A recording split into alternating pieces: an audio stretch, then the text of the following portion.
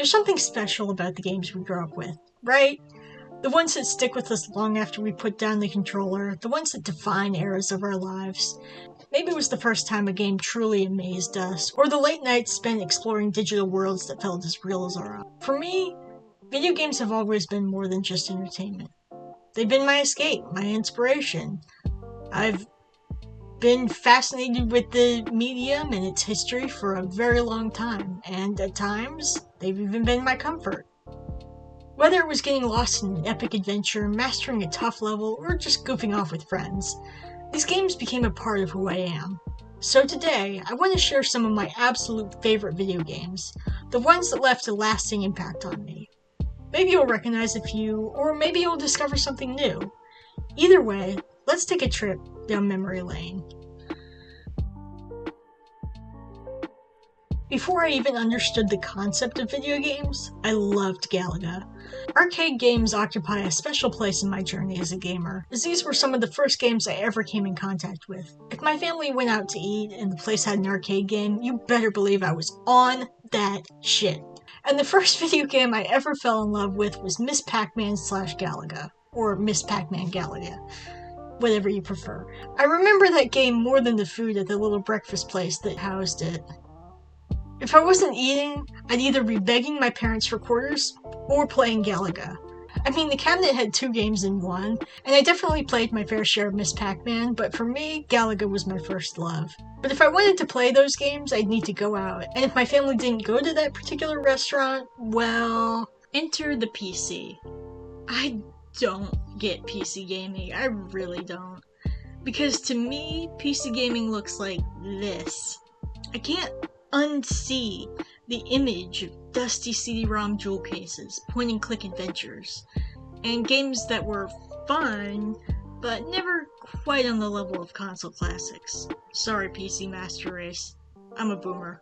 Anyway, without a console, the PC was where I played most of my games for a long time. For you youngins with your Steam libraries and emulators, playing on the computer probably seems like a no-brainer.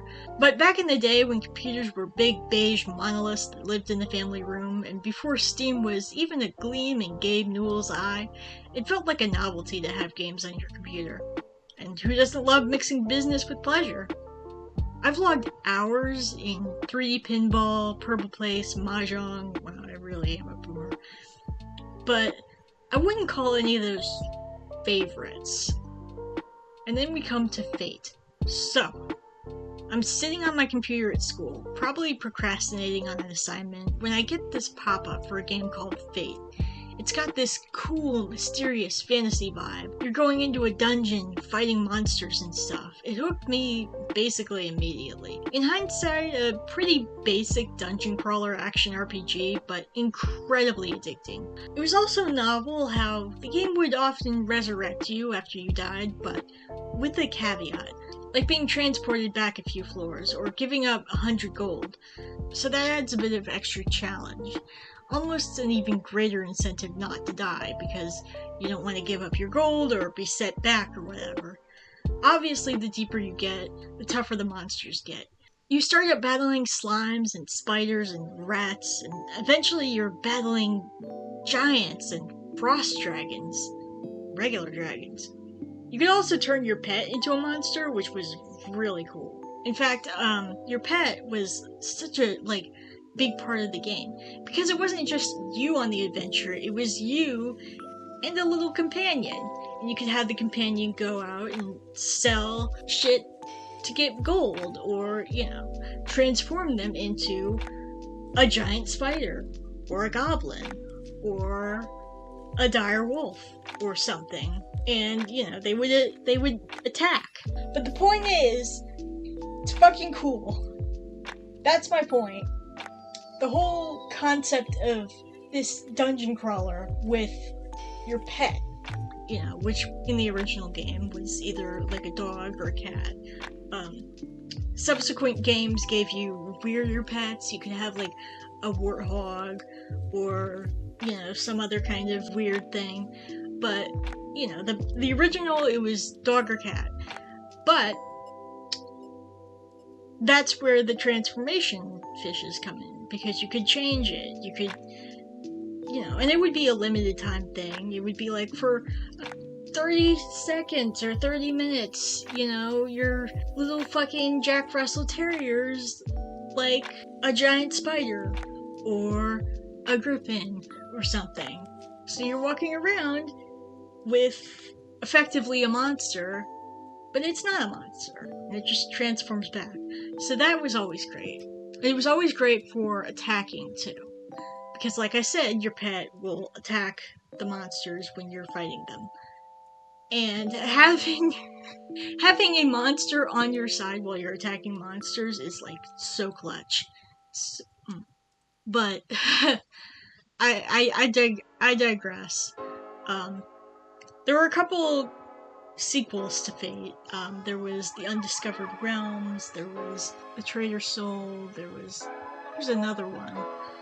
I can't remember now. I'm a little rusty, it's been a while. But, they all kind of expanded the game, but kind of left that same base gameplay of you're going into this dungeon and, So they all kind of had, the sequels were like basically expansions. Like, they didn't really tweak the gameplay too much. It was the same kind of thing. Like I said, you could, choose different pets, or I think in the Traitor's Soul you can choose to be like a dark elf or an orc or something. So you can be different species, which is cool. But the basic dungeon crawling gameplay was virtually unchanged. And I think that's, it's like, don't mess with the formula. That was the great thing about Fate. It was like this endlessly replayable game, because you don't know how many levels of the dungeon there are.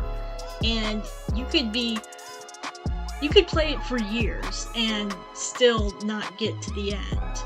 And that's kind of the special thing. And like I said, that mechanic of, well, I'm gonna, you're gonna be resurrected, but there's gonna be a caveat.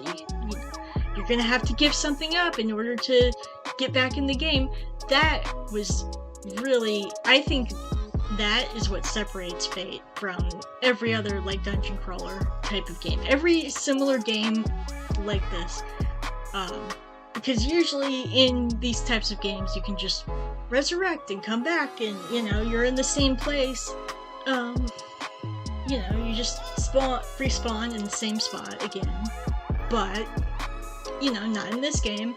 In this game, you might respawn in the same spot if you pick that option, but you're gonna lose 100 gold. And, if you don't want to do that, you could, be transported a couple floors back, or whatever. So, I think that is what really sticks with me about Fate, is that mechanic. Because, yes, on the surface, it is a very simple, like, standard fantasy fucking dungeon crawler game. But that mechanic makes it not that. If you get what I'm saying. This entire part is unscripted, by the way. I'm just rambling. Because I didn't have a ton written on Fate, because I forgot. Anyway. But Fate was not the only game this big beige monolith played. Not by a long shot.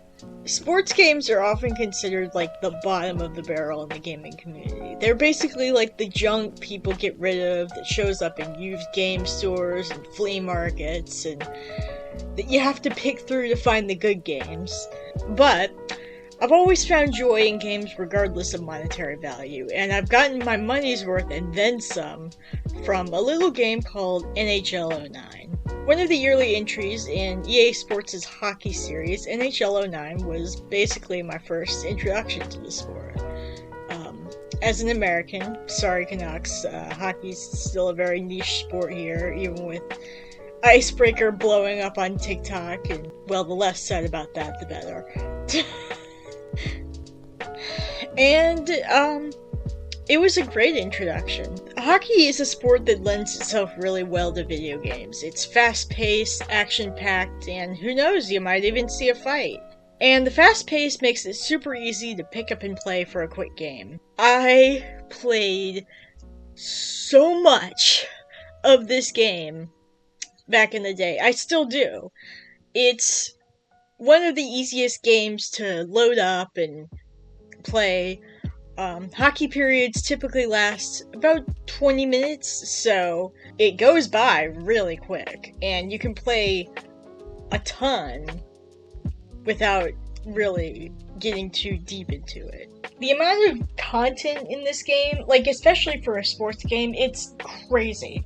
So you've got your main mode, which is play now. You can, just play a quick game of hockey with customizable rules. You've got all the NHL teams, of course, but then you've also got the AHL and the Russian League, and all these random leagues that you've never fucking heard of before. And you've got like the World Championship, whatever. So you got all these countries. You can play as, Team Sweden, or Team Finland, or Team Russia. And that extends to the modes as well. You have seasons, so you can play seasons. You can play NHL, you can play all these different leagues that you can play in the main game. And then you've got, like, EA Sports World Tournament, which is where you can play as, obviously, the global teams. And then you've got shootout minigame and be a pro mode, which is cool because you can either pick a custom character or you can pick a pre-existing player, and you can basically, it's kind of like, this is weird to say, it's kind of like an RPG. You gain experience, you play in this team, you pick your team, you pick your player, and you are basically playing, you're not just playing an entire team like you are in the main game. You are playing a specific person, and you're kind of role-playing as a hockey player, which is really cool. So many different modes. Plus you can play online, which I don't know if the servers work anymore. I never actually played online, because why the hell would I? But anyway, I digress.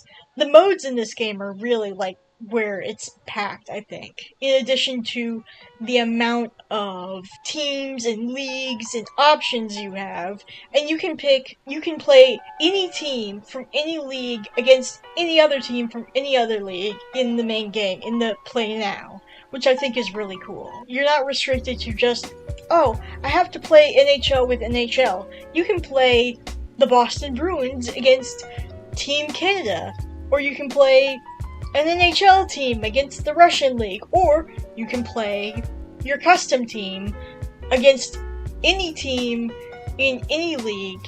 Like you can have your custom team play an NHL team. And while we're on that subject, custom teams and custom characters are really cool.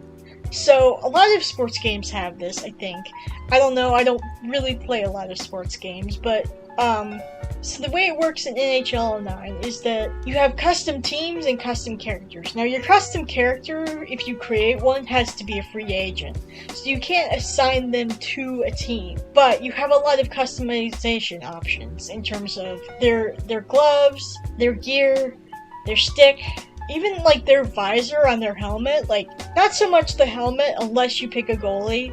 If you pick a goalie, you have more customization on the helmet side of things. But if you pick a player that's like a forward or a defenseman, you don't really have that kind of customization. You just kind of have to stick with the regular black helmet with, a different logo or whatever. But with goalies, you have all these cool helmet options. And you can also give your players stats, which is really cool. You can do like puck control or slap shot power. Now the catch there is that you can't just max out your stats. You can't just make an Ubermensch. You know what I mean? You can't just make like this all-powerful, perfect hockey player, because you have to worry about your character's salary. Because if your character's salary is too high, it means you can't use them on a team. That's the other thing, the teams. So, custom teams work a little bit differently, obviously. You have a set amount of cities that you can play in, But you can name your team basically anything, and you can pick things like, what does it sound like when you score a goal, or what did the audience chant when you're playing, like stuff like that, which is really cool.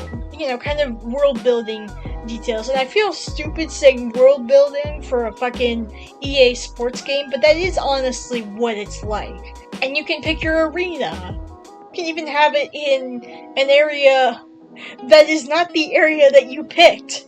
So you could be like, oh, I want to be in Manitoba, for example, but I'm gonna pick the XL Center, which is not in Manitoba.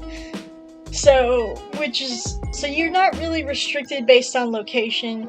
You're not really restricted based on name either. You do have a character limit for how long you can make the name, but other than that, it's not too bad. And then you go in and you pick your uniforms. You pick your away uniform and you pick your home uniform. And you have a lot of options here too. A lot of these, I think, come from pre-existing hockey teams. Definitely the logo. The logo part, here's where it gets really interesting. Now the logo, obviously when you're playing your shit, when you're picking your logo and all that, you cycle through, and some of the logos used come from actual, pre-existing defunct NHL teams. So, for example, you've got the Nordiques their logo is an option. You've got the Flames, the Atlanta Flames.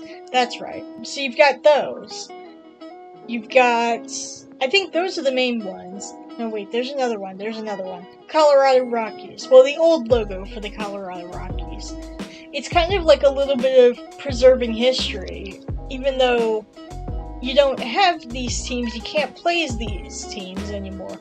The only defunct NHL team, currently defunct, that you can play as are the Atlanta Thrashers, which is cool. So it's kind of like this game preserves them in the form of a playable team. But for all others, you can use their logos for your custom team, which I think is really, it's a neat little, it's very cool to have that, especially for hockey fans. And if you're like me and you're not a hockey fan, you're gonna see those logos and look them up and be like, oh, what's that? And you're gonna discover all of this, which is really, really special, I think. And I'll talk more about, how games have, through kind of tangential means, gotten me to research and learn things that I otherwise wouldn't have learned or understood a little later, because there are a few more examples of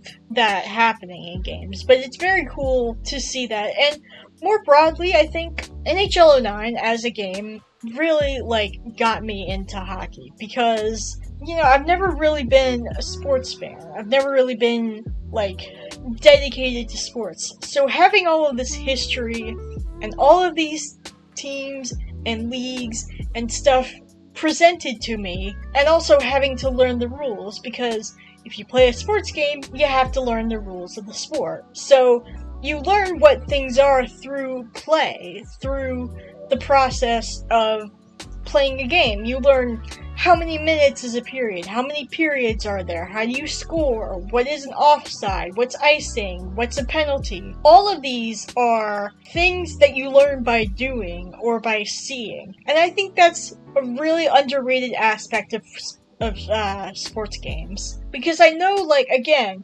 sports games are kind of considered, the bottom of the barrel. The trash games. I don't really want fucking FIFA 15 million, whatever.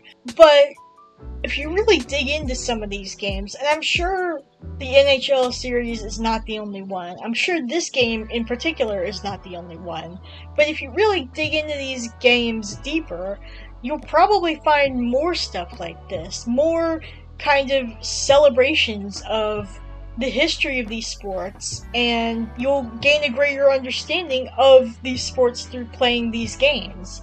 You learn the teams, you learn the rules, you learn whatever, etc., etc. And I think that's what makes NHL 09 so special to me, or as a game, because, like I said, hockey is a very niche sport.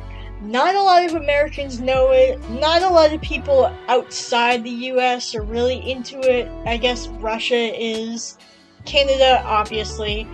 I mean, if this game is anything to go by, like, there are teams in other countries besides Russia and Canada and the US, but I would imagine it's not really as well known or as well loved as something like soccer.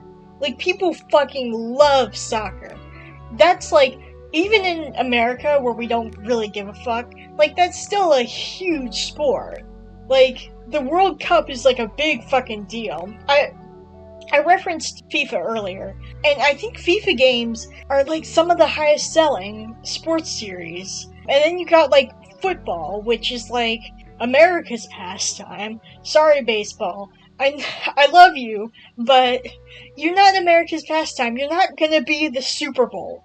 Like, people fucking love football. So to have this game, it introduces the sport to so many more people, and it makes it accessible. Because the other thing about hockey games, if you've been to one, you would know they're fucking expensive. Like, especially if you go to like an NHL game. And especially for like the bigger teams, like Bruins tickets are so fucking expensive, you have no idea. So making hockey accessible in this way and sort of allowing you to see it and experience it, you know, not just watch it, but like be in the action. And you can even like change the camera angle of your game so you can have like an overhead angle, or you can be right there on the ice playing super close up so you can feel viscerally like you're a hockey player in that game, like doing it. So I think in a way it kind of makes this game NHL 09 and the whole NHL series as a whole more interesting than your average sports game, because not a lot of people are playing hockey, not a lot of people know hockey, at least not in America. And to have this series that's EA Sports, which EA Sports is pretty big, it opens so many doors for people, and it makes... But anyway, I digress. I actually love this game so much that I bought it multi-platform. I bought it on PC back in the day, and then I bought it on Xbox because I wanted to have the console version. Now, the console version is slightly different, but not really by much. The graphics are a little bit better. The PC version kind of looks like ass nowadays. Kind of looks like an N64 game, which is to be expected. A lot of these games are like this. A lot of the graphics on, EA Sports games haven't really aged well, but on the Xbox, at least, I think the graphics are solid. And the gameplay is slightly different, like I said. The controls are different, obviously, but there isn't really that much difference between the two versions, none that I have seen. In terms of which version I would prefer, or in terms of which version I think you should get, first of all, I don't know if you'll be able to play this game on anything, because it's not ancient hardware, but it is a fairly old game. It's 2008, and I don't know if most modern PCs, at least most like modern desktop PCs, will play it. You need to have like a CD player or a CD drive in order to play it and install it, which is a huge barrier, I know, for a lot of people. So it's difficult to play it in the modern day, but if you can, you absolutely should. Even if you don't like hockey, even if you're like, but I don't care about sports, fucking play this game. I didn't give a fuck about hockey before I played this, and now I love it. And I think it's because the people who made this game loved hockey too. And you can tell when you play it because it was very clearly made with a lot of love. Now, the one final thing I'll say about NHL 09, and then I'll kind of pack it up for this game at least, is this game has a fucking banger soundtrack. And I don't mean in terms of like the background music or the original songs composed. I mean the licensed music for the game. Absolute bangers. So many good songs on this soundtrack. For what? For an EA Sports hockey game. Like, who gave them the right? But it's great. And in the same way that this game kind of introduced me to hockey, it also introduced me to all of this music that I now really love, and that's become part of my taste. I would describe the music in NHL 09. I can't play it because I don't want to get fucked by YouTube, but I would describe it as like early 2000s pop punk-ish. Very rock inspired, very like gets your blood pumping. Exactly the kind of stuff you want for a hockey game. Exactly the kind of stuff you want for a game where you're body checking people and shit. And I love it. I love it. It's definitely of its time, but of its time in the best possible way. It's of its time in that it will transport you right back to 2008 or the early 2000s, and I think that's awesome. I don't really have anything deep to say about the music, to be honest. I don't know that much about music theory. I don't know much about like how to talk about music. All I can say is I think it's neat. It's, a very different take on, kind of jock jams, this, like, pop-punky, emo soundtrack. But it totally works. It totally works. And I think that's about it in terms of NHL 09 as a game.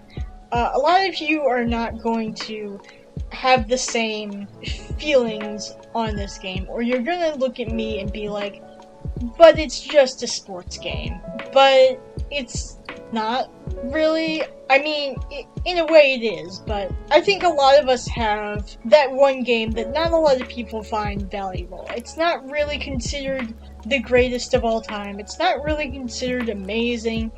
It's just kind of, bargain bin stuff. But for us, that game really spoke to something in us and really was special to us. And for me, I think that might be NHL 09. It's the most obscure game on this list, probably, and the least talked about, and, that's probably for a good reason. I think the other thing, too, is that this is another one that I played when I was very young. I played with friends a lot. It was always kind of a game that was easy to just throw on, just pick up and play, like I said.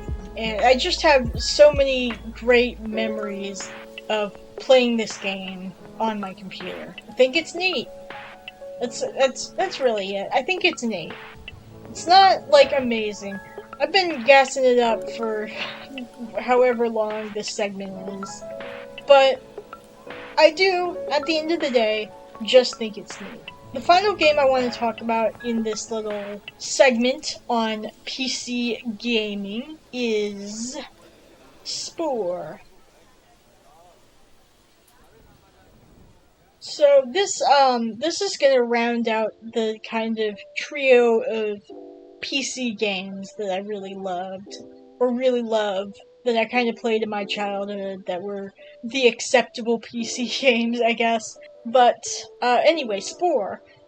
Now, I feel like Spore is a very polarizing game. You kind of love it, or you hate it.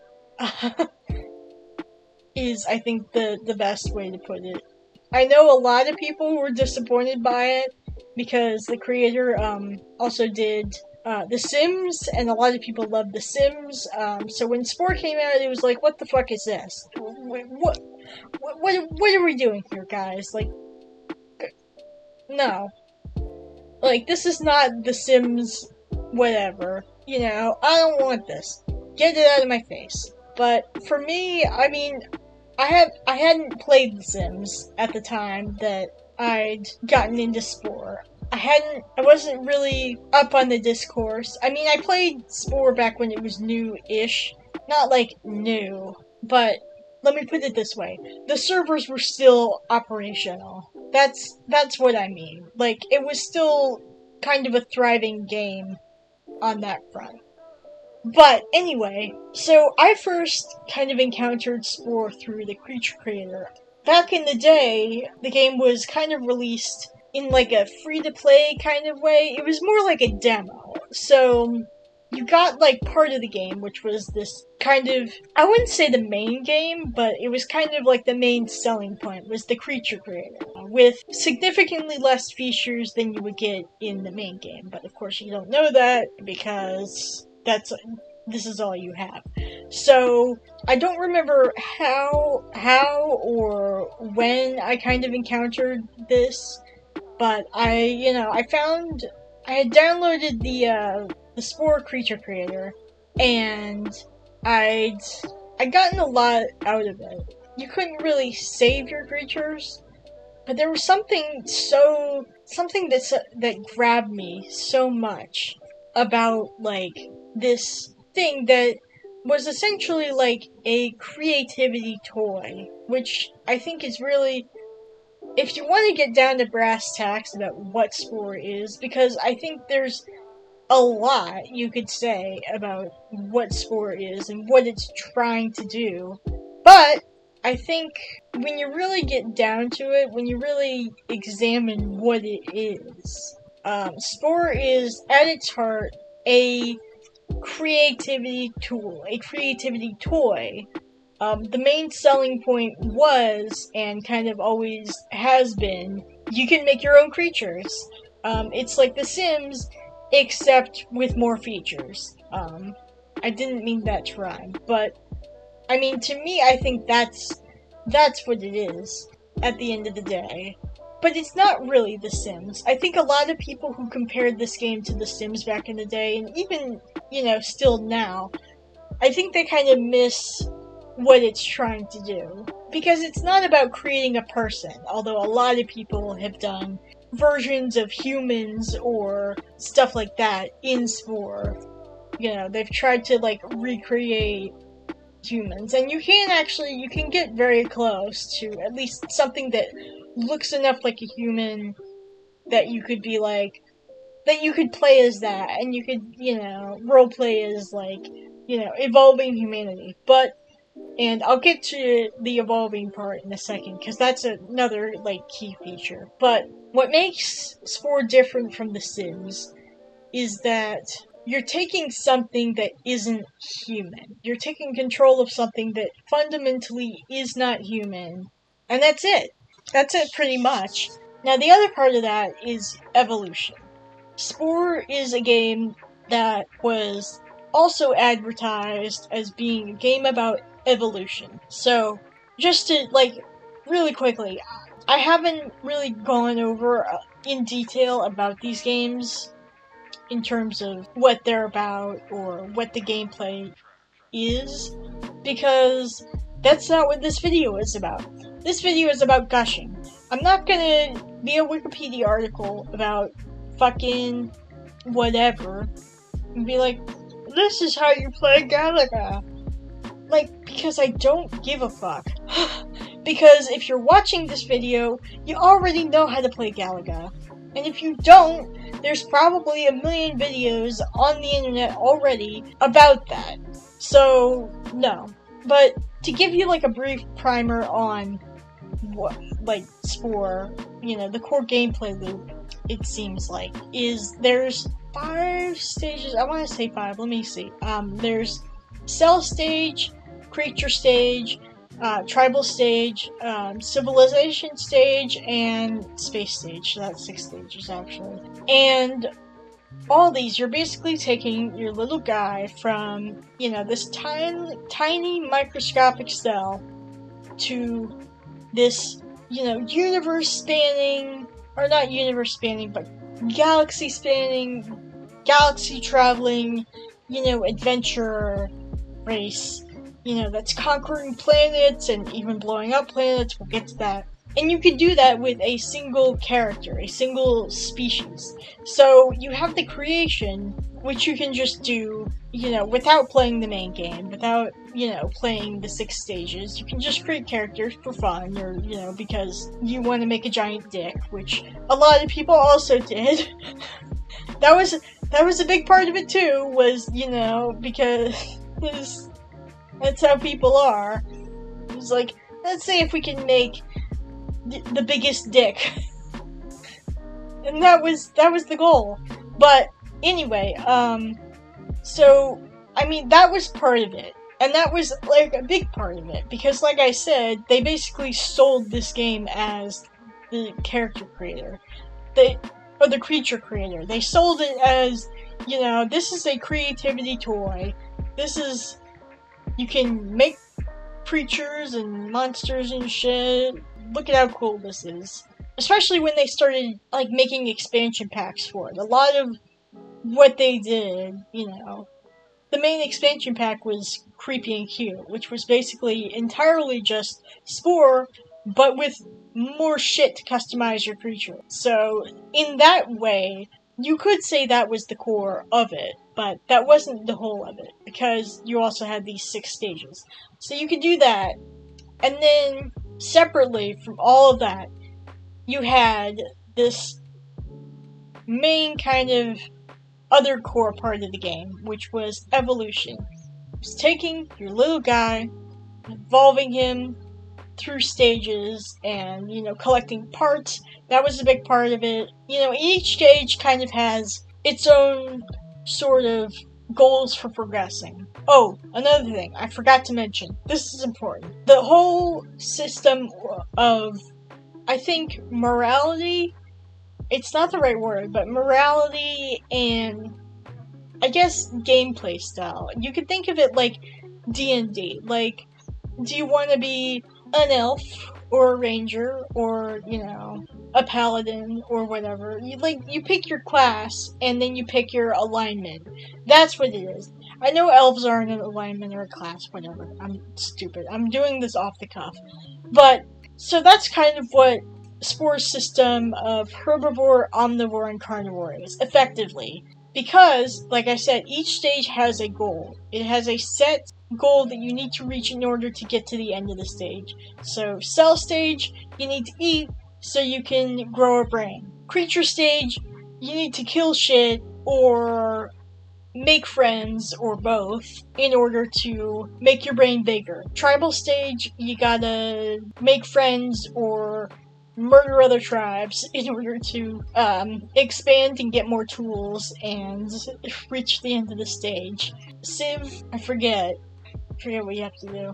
It's like you either convert other cities, or you buy them, or, you kill them. And then Space Stage just does not end, really.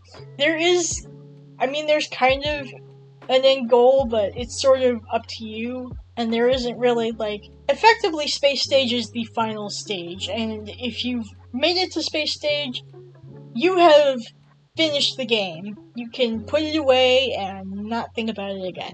That's kind of how I feel. So that's a brief, very brief look at how you progress in each of the stages, and like I said, depending on what type of creature what your alignment is, that will dictate the course of your playthrough. Carnivores, I would describe this as, in the sense of, killing everything is really fucking easy, and it's also really fun. It's a lot harder to make friends, especially in creature stage, where you need to have specific parts to be able to befriend or ally with specific creatures, and if you don't have that part, you're gonna be fucked, because you're not gonna be able to match them. You're not gonna be able to match their freak. You know what I mean? So, it's easier as a carnivore or an omnivore to just kill everything. So, it's funny because, and, maybe I'll do a video about this someday. I don't know, but I feel like the game kind of encourages you to take that route, because it makes, the completely peaceful route more difficult through the way you acquire tools, the way you acquire the way you acquire parts, and also just, like, you have to worry about other creatures. So in creature stage, you have to worry about, like I said, other creatures. In tribal stage, you have to worry about other tribes, on and on and on. And some of them will just not like you straight out the gate. Like, some tribes will just fucking hate your guts straight out. And you have to figure out how you're gonna go through if you gotta be friends with everyone. Same thing in civilization. Some cities, some civilizations will just hate your fucking guts for no goddamn reason.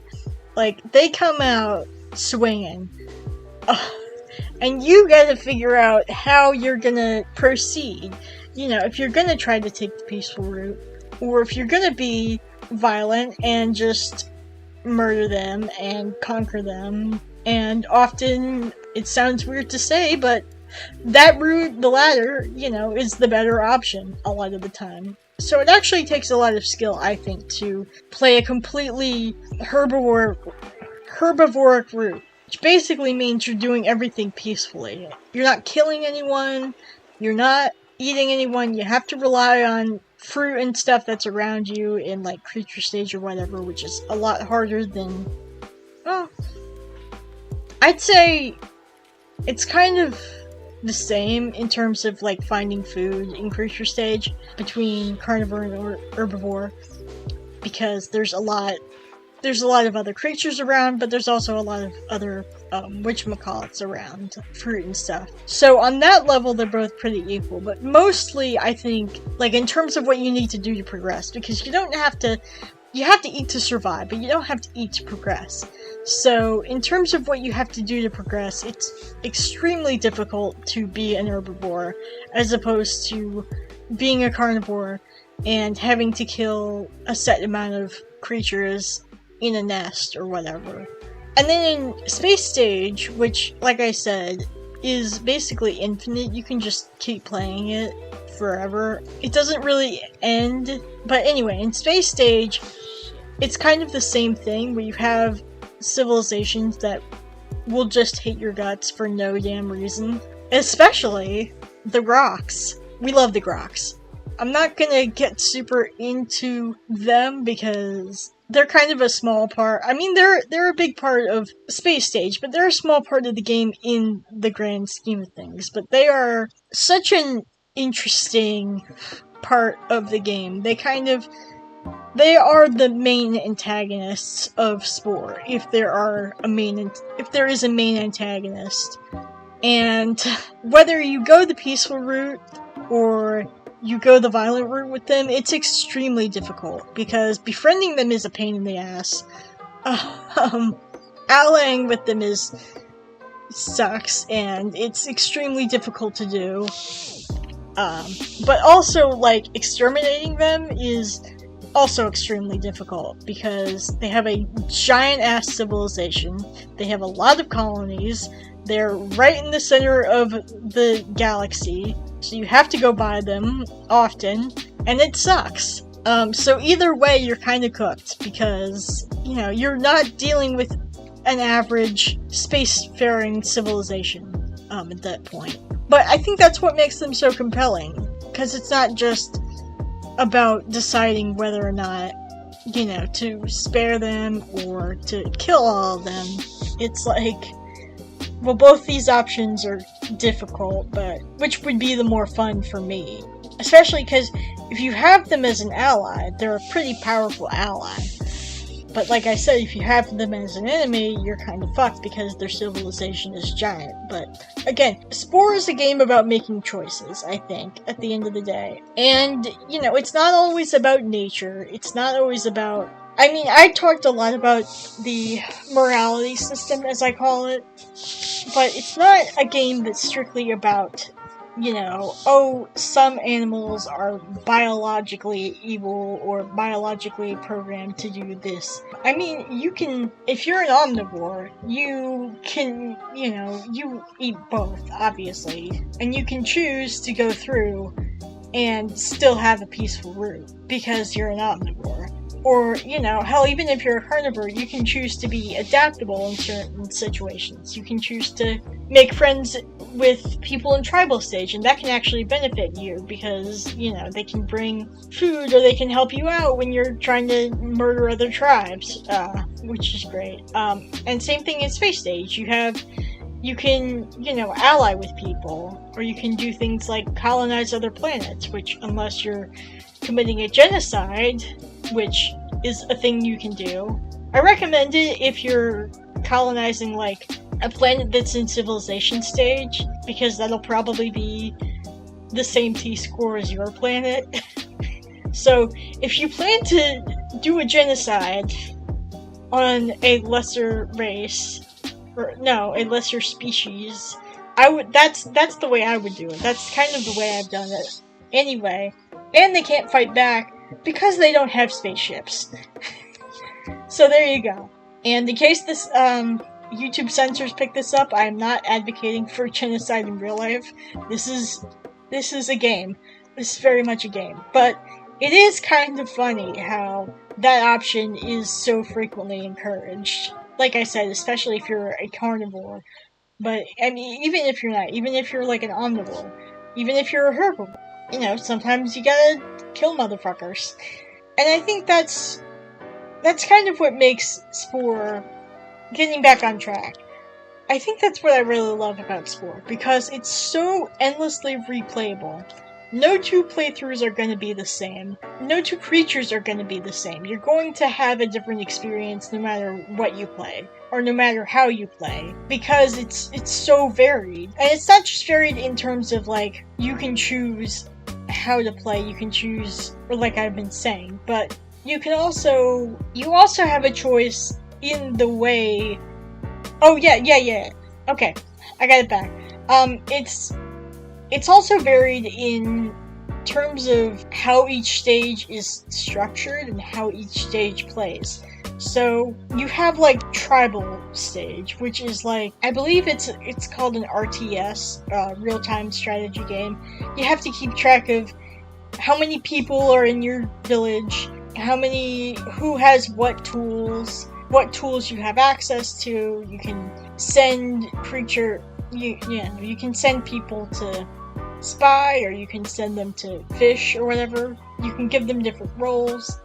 And then you have to think about, like, do you want to send everyone in the village to attack, or do you want to send some of the people in the village to attack and have someone, stay behind in case the other villages decide that they're gonna attack you. So you have to manage a lot, and you have to manage your food, manage your resources, and make sure nobody steals it, and you can also have, like, you can domesticate animals, and you can have, like, eggs and stuff, which is really helpful, because you have kind of a way to reproduce food that isn't just fishing or plucking fruit or hunting. Or civilization stage, which is kind of like that, but instead of managing people, instead of managing, like, individual creatures, you're managing armies, you're managing tanks and planes and boats, and you're managing the protection of your city, so you gotta put turrets around your city, so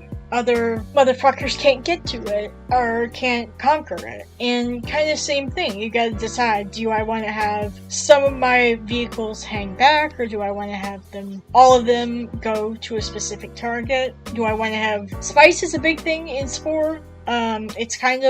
It shows up in creature stage as these, like, little volcanoes, and then you slowly see more of it as you go on. It's a bigger thing in civilization and space stage, where you have, like, spice trading, and you have... It's very Dune. You have, like, spice... I forget what the thing is, but, you have things that produce spice that you can claim, and those will make you more money. And that's the other thing about civilization stage that's different from all the previous, is that instead of food, it's money.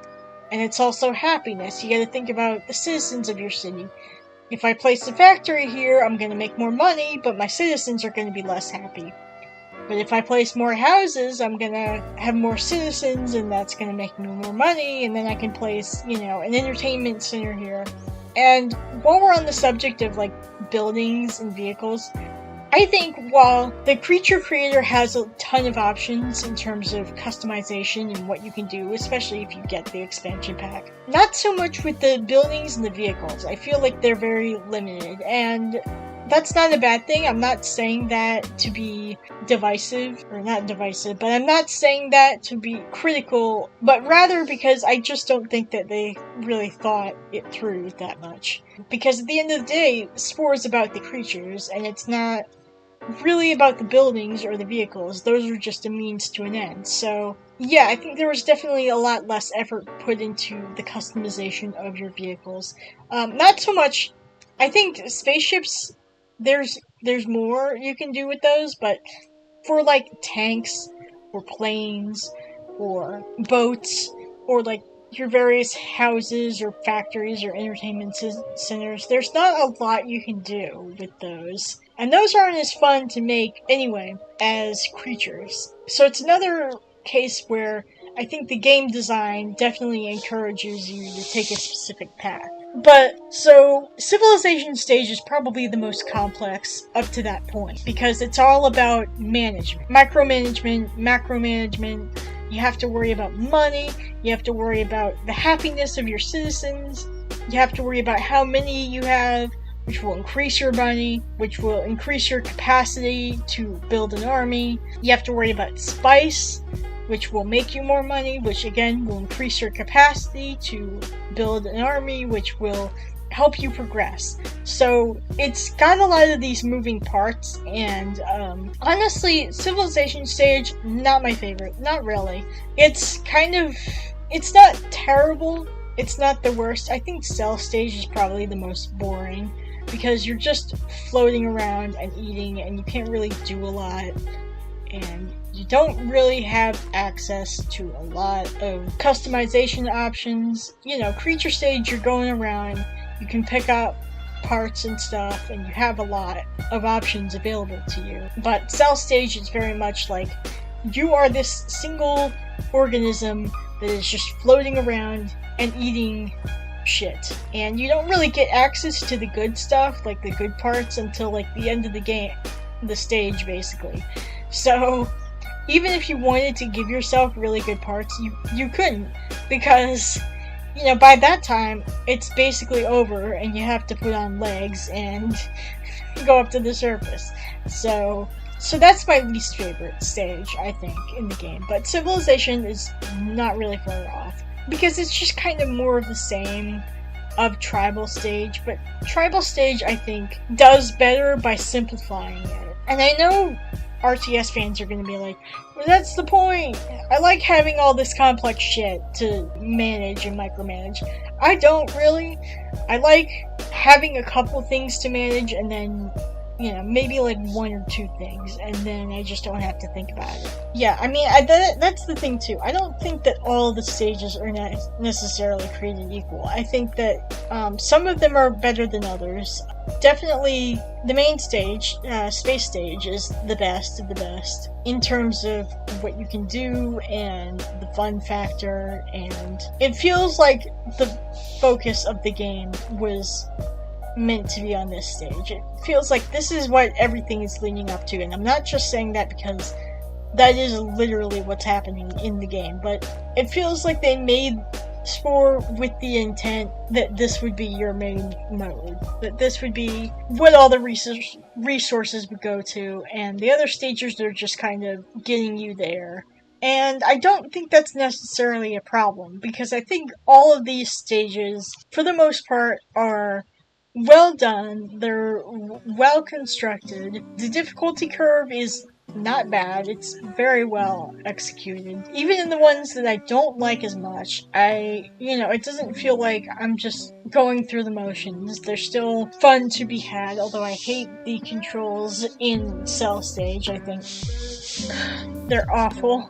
But that's more just because of the limitations of you at that point. I think that was definitely intentional in terms of how you would play and experience that part of the game. It's like, which I know doesn't make it any better, like, it's supposed to be bad because whatever, like, It doesn't make it better, but it does make it, like, understandable from a world-building perspective. Like, oh, you're a very limited organism, and as such, you have very limited mobility. So basically, the controls suck because you have this limited mobility and you can't move as much as you could, when you evolve more. But it still sucks. So, and I can get deeper into kind of all the stages. One thing too is that your world kind of shrinks and then gets bigger again, because when you're a cell, you're starting off in a small pond, and then you go to creature, and you have the entire globe, and it's this vast thing, and at one point you have to travel to another nest in order to progress. And then tribal stage are very much like sequestered in a small little pocket of the world. And then same with Civ, and then space stage, you have the entire galaxy basically. So it's like you go from small to big again, which I think is really neat. It kind of breaks it up from being monotonous, and it feels like you're making progress in that more is opening up to you, even if it doesn't immediately feel like that. So I think that's another detail that I find really interesting as like a gameplay detail, and definitely one I think was intentional. So what else?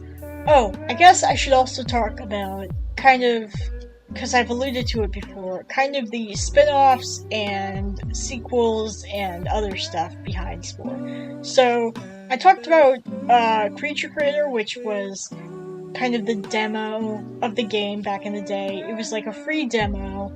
It didn't have the full game, it just had the creature creation mode, and that was about it. So, now that was released kind of on its own as a separate piece of software later that you could buy. And then there was Spore. There's the base, there's, the full game, all of the modes and everything in it. And then there was Spore Galactic Adventures.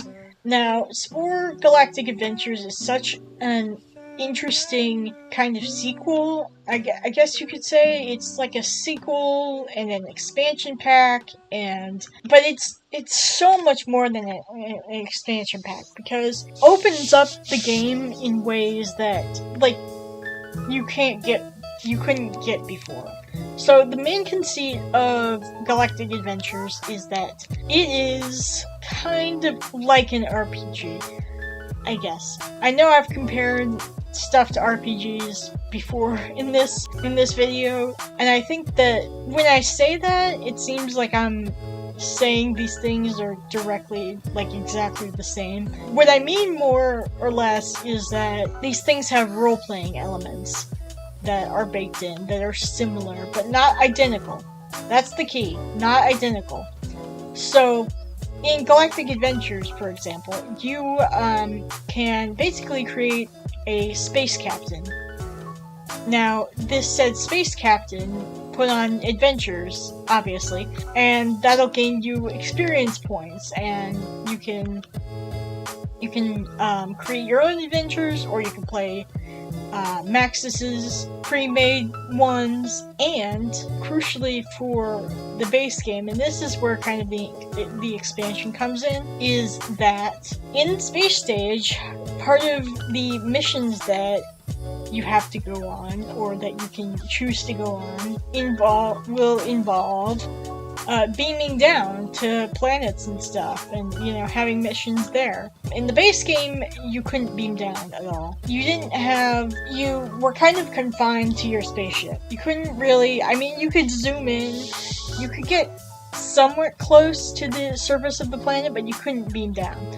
So in Galactic Adventures, you can, and that's a big part of the mission structure. I forgot to mention that that's a part of the Galactic, the point of Space Stage, is that when you make allies with people, with other civilizations and other empires, you can trade with them, or you can also sell stuff to them, or you can, establish a trade route and buy their empire from them, or you can also go on missions for them, and that'll earn you money, and in Galactic Adventures case, experience points for your captain, which is really cool. And by the way, I'm bouncing around a little bit, but I'm gonna talk about customization again, because Galactic Adventures does a really good job kind of expanding the customization options.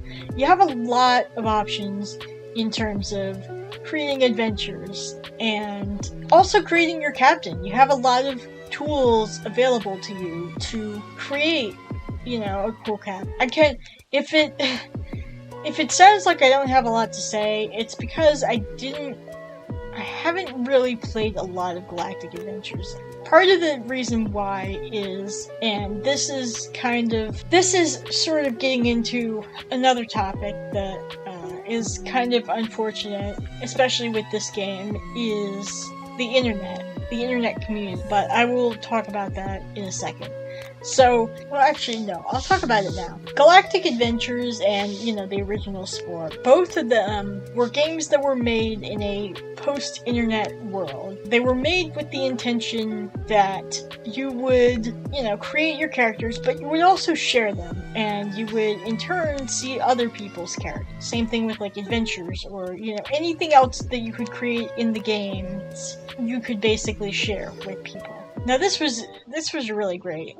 I think Spore is a game that is so perfectly tuned to this kind of, communal creation thing. Because, again, it is a game about creation. So, being able to go online and see other people's creatures and download them and, kind of have them in your rotation and, share your creatures with other people. And people, by the way, I kind of alluded to it before, but people are, some of the people making creatures were so talented.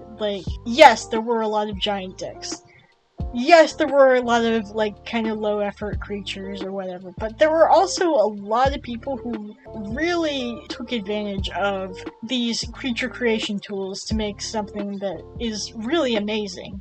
And I think that shows the ingenuity of the community, the Spore community. And it's a shame that's lost. Now, that is the unfortunate fact, is that while Spore is still around, it's available on Steam. I think Galactic Adventures is available on Steam too, I'm not sure. Yeah. Creepy and Cute, Creature Creator, all that stuff. All the Spore games are available on Steam right now. So, they're getting preserved in some form or another. But unfortunately, the online is basically gone. I mean, I'm sure there's some way to resolve it or change it or, get online. I've seen a lot of people kind of in the community and in the forums and, fans talk about, ways to kind of circumvent this. One of them is, if you have a CD key, if you have the original copy of the game that came out in, 2000 whatever, and you still have the manual and, the fucking key that came with it, then potentially you could get online. Or if you, went to EA and, I guess, asked for a key, you could get it. But, I mean, to be honest, I think the servers are pretty much dead. And it's a shame, especially for the Steam version, because, Steam is an online platform. You have to download their games through the internet. I mean, once you've downloaded them, you can play them offline, but you still have to use the internet in order to buy games and in order to download games. So you would think that you'd have access to servers, but unfortunately you don't. And again, Spore is kind of an older game. A lot of these, it's unfortunate, a lot of older games that had Wi-Fi connectability are basically unusable. There's a game actually in the same franchise called Darkspore, which was entirely online only. I believe it was an MMO or some shit. Well, anyway, Darkspore, it was a game that basically required the internet. Regardless of what genre it was a game that could not exist without the internet. And at some point, the server shut down, and basically it became unusable, unplayable.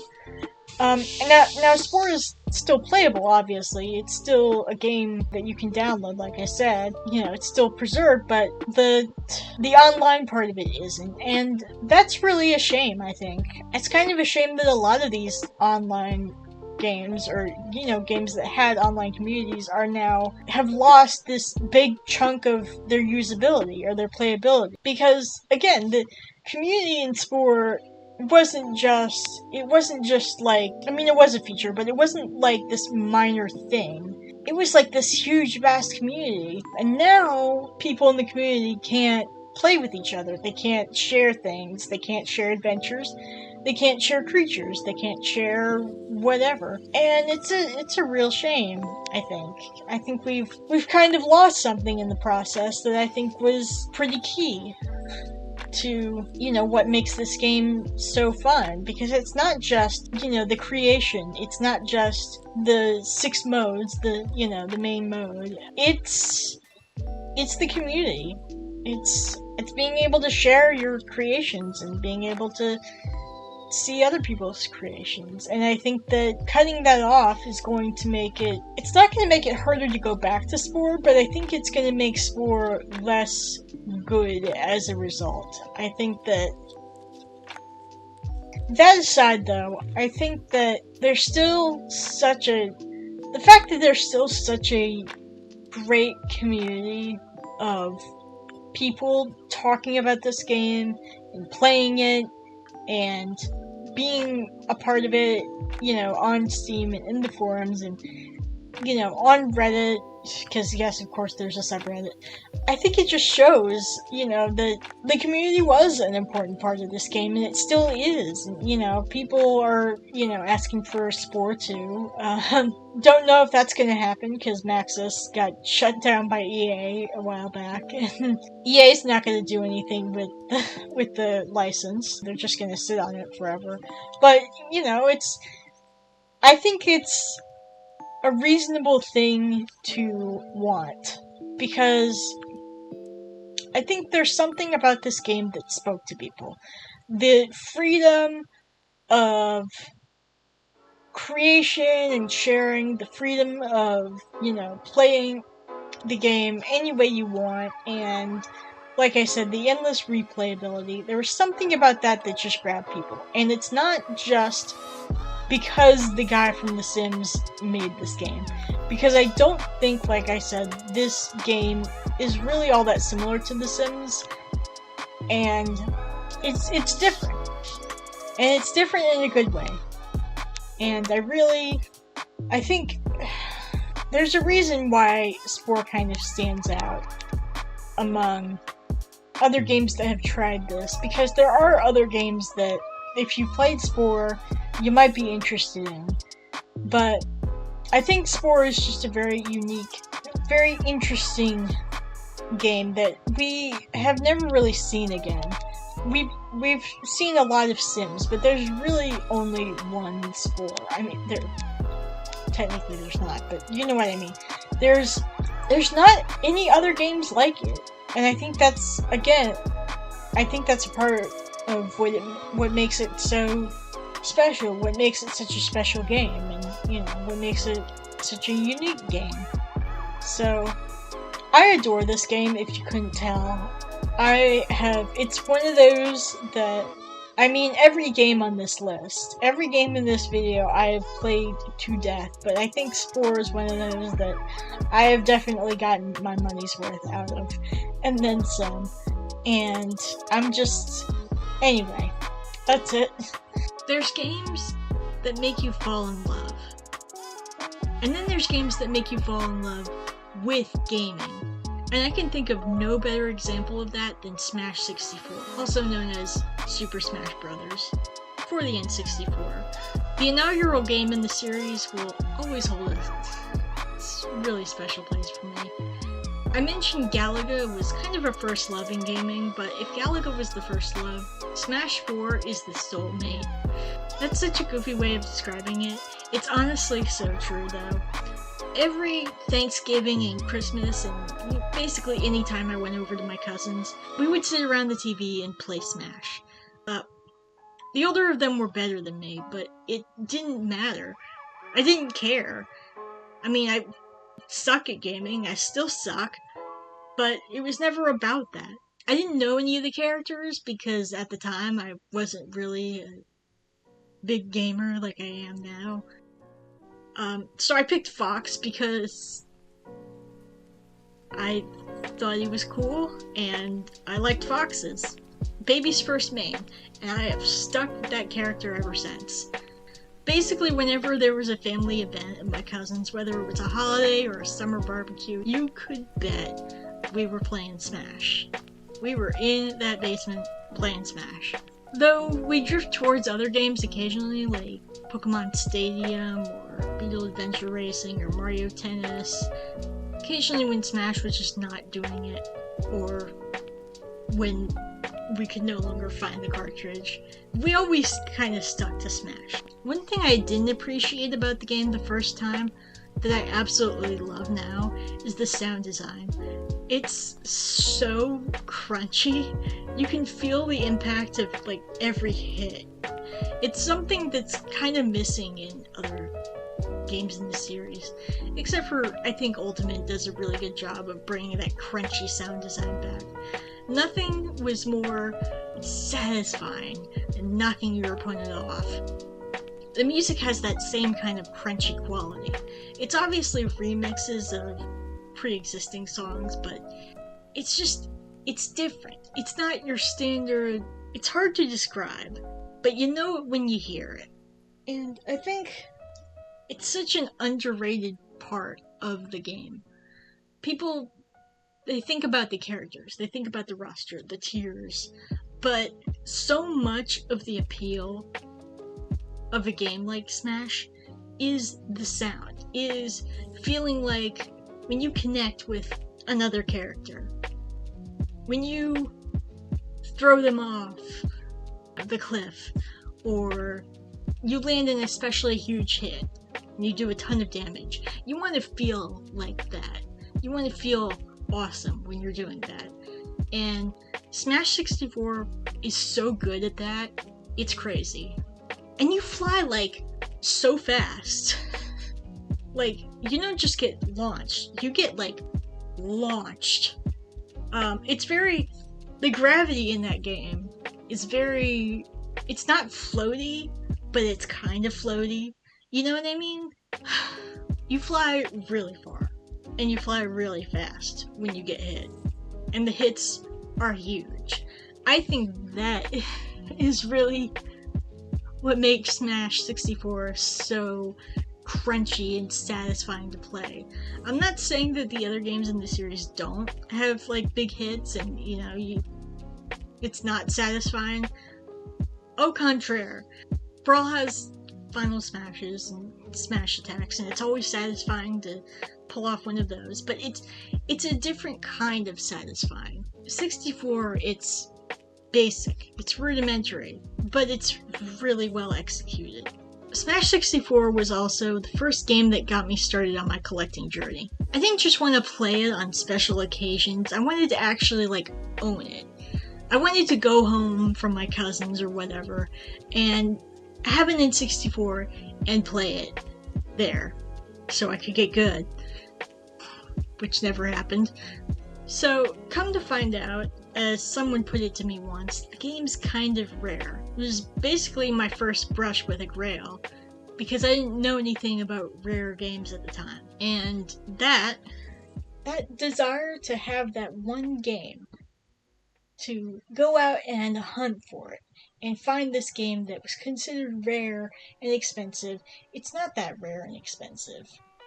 I mean, it's expensive, but it's not rare. That is one thing I've learned from my time in the collecting space, is that rare and expensive doesn't mean the same. Smash 64 isn't rare.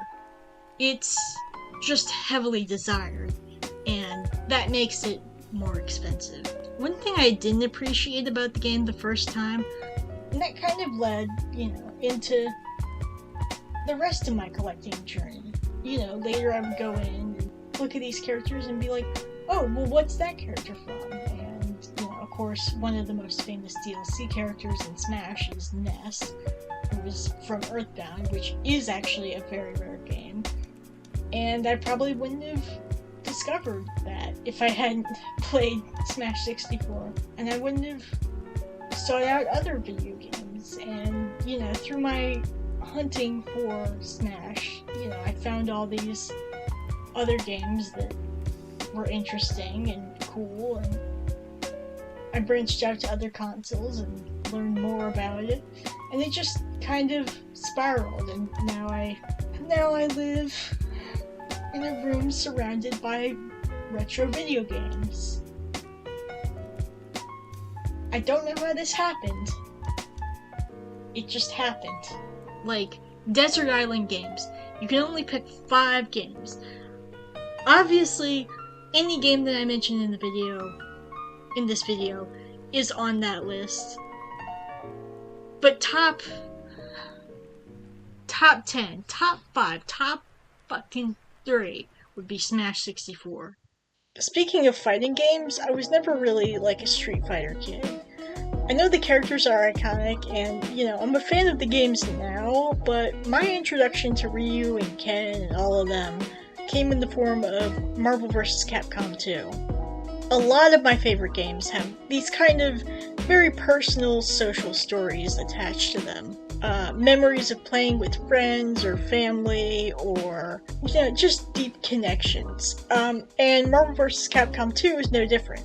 Back in middle school, a buddy and I used to go to this skating rink, and it had like a little mini arcade with an air hockey table and some other stuff, and Marvel vs. Capcom 2. And we basically go in there, play a couple rounds after tiring ourselves out on the ice. It was kind of like a nice little bonus for, especially if we fell down or whatever. On an unrelated note, can I just say, the roster for MVC2 is absolutely legendary. It, unironically, might be the best I've seen in any game, any fighting game, ever. Now, that's not hyperbole. That is, I do believe that. Not only is it vast, but every character brings something new to the table, which includes the original characters, because there are original characters. Amingo, Sun, if you want to count her, technically she's not an original character, and Ruby Heart. And I know people are going to be like, but the roster is unbalanced. My tier list. My balance issues. I don't care. It's fun. Plus, the ability to make teams of 3, which is, pretty standard for a fighting game, honestly. A lot of them can do that, is genuinely really cool, especially in this game with this very vast roster.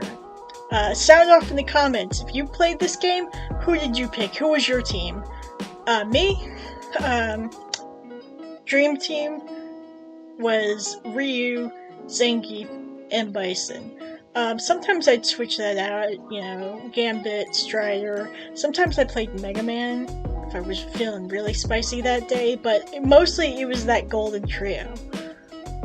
Though, with the recent collection, I've had kind of the ability to try multiple teams out, which is really exciting. I am so glad they re-released Marvel vs. Capcom, because the only other way you can play it is on the PS2, and if you look on eBay, yeah.